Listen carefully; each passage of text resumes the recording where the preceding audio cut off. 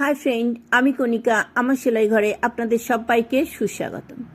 আজ আমি একটি ডিজাইনার ব্লাউজ নিয়ে চলে এসেছি। তো আমি সামনের পোর্শন কাটছি। আমি কাপড়টা দেখুন ডাবল ফোল্ড করে নিয়েছি, অর্থাৎ প্যাডেড হবে। আমি এখানে গলার ঝুল নিয়ে নিলাম 8.5, আর গলার চওড়াটা নিয়ে নিয়েছি 3.5। আমি একটা বক্স রেডি করে নিলাম, আর কাঁধের জন্য রেখেছি 1.5 ইঞ্চি। দেখুন গলায় ঠিক হাফ ইঞ্চি দূরে আমি একটা দাগ করে নিয়েছি, আর সেখান থেকেই আমি একটা হালকা রাউন্ড শেপ করে নিয়েছি। তো আমি 7.5 ইঞ্চিতে আমার আর্মহোল নামিয়ে নিয়েছি, আর কাঁধের জন্য আমি 2 ইঞ্চি রেখেছি। আমি গলা থেকে একটু ভেতরে আবার হাফ ইঞ্চি ভেতরে ঢুকিয়ে নিলাম গলাটাকে, নিয়ে দেখুন রাউন্ড শেপটা মিলিয়ে দিলাম। এবারে আমি গলার যে নিচে 8.5 দাগ দিয়েছি ডিপটা, সেইখান থেকে আমি আর একটা রাউন্ড শেপ করে মিডল পোর্শনটা মিলিয়ে দিলাম।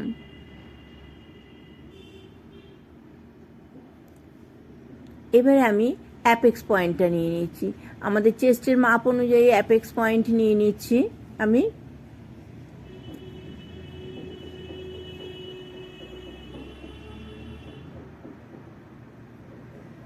আমাদের ব্লাউজের ঝুল আছে 14 ইঞ্চি, তো যেহেতু ফ্রন্ট 2 ইঞ্চি এক্সট্রা নিচ্ছি, 16 ইঞ্চিতে আমি মার্জিন করে নিচ্ছি।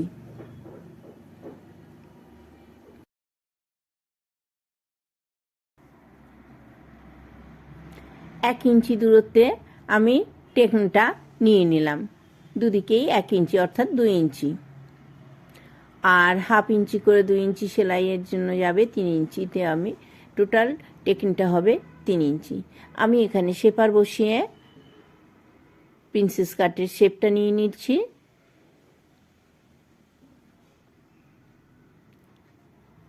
রাফলি একটা হাতের শেপ দিয়ে দিলাম, বগলের শেপ দিয়ে দিলাম আমি। আর দেখুন চেস্টের মাপ নিয়ে নিয়েছি। চেস্টের মাপ আছে 37, তো আমি সেই হিসেব করেই চেস্টের মাপ নিয়ে নিয়েছি, এবং 1 ইঞ্চি রেখেছি এক্সট্রা প্রিন্সেস কাটের জন্য। নিচে টেকনের জন্য 3 ইঞ্চি থাকছে, আর ওপরে থাকছে 1 ইঞ্চি। তো আমি পুরোটাই ড্রয়িং করে নিলাম। এবারে আমি কেটে নিচ্ছি।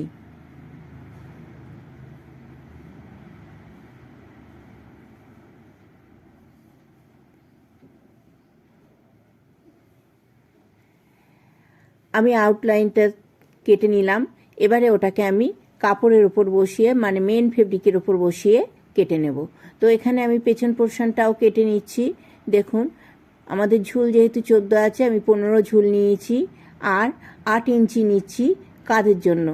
8 ইঞ্চি কেন নিচ্ছি, আমার হাফ ইঞ্চি যাবে বোতাম, আমার পেছনটা বোতাম হবে, তো হাফ ইঞ্চি বোতামে যাবে। আমি হাফ ইঞ্চিটা মার্ক করে নিচ্ছি আগে। 2 ইঞ্চি কাঁধের জন্য রেখে দিলাম। আমি 2 ইঞ্চি নিচে নামাচ্ছি গলার ডিপটা।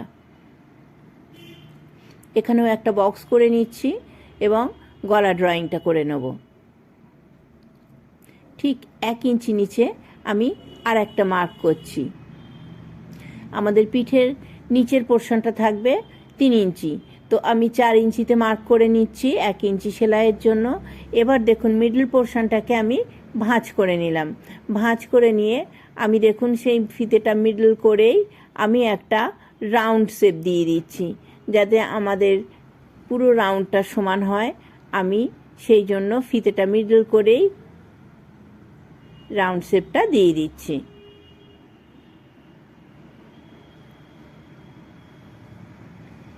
এবারে আমি কাঁধে যতটা আছে সেই সমান করে নিচটা না পয়েন্ট করে নিলাম আর্মহোলটা নামাবো বলে, যাতে না আমাদের আর্মহোল বেঁকে যায়। তো এখানে আমি আর্মহোল নামিয়ে নিলাম।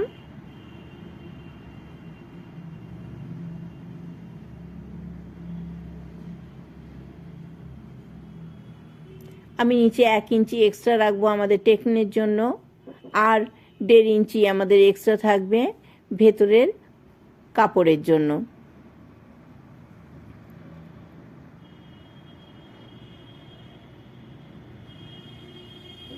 তো আমাদের এটার সামনেও একটা ডিজাইন হচ্ছে, পেছনেও একটা ডিজাইন হচ্ছে। আপনারা লক্ষ্য করেছেন আমি পেছনের টেকিংটা কিভাবে নিই, একদম পুরো মিডল পোর্শনে পেছনের টেকিংটা নিই।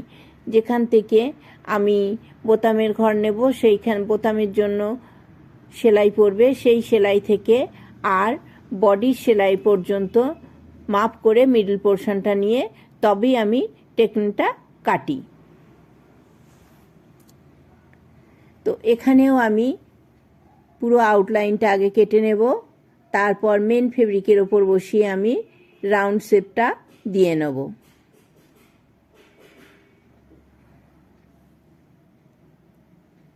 তো আমি মেন ফেব্রিকের ওপর দেখুন সামনের পোর্শনটা বসিয়ে নিয়েছি এবং আমি আর্ম হোলের দিকে কাপড় একটু বেশি রেখে দেবো সেলাই করার পর, তারপর আমি ফিনিশিং করে কেটে নেব।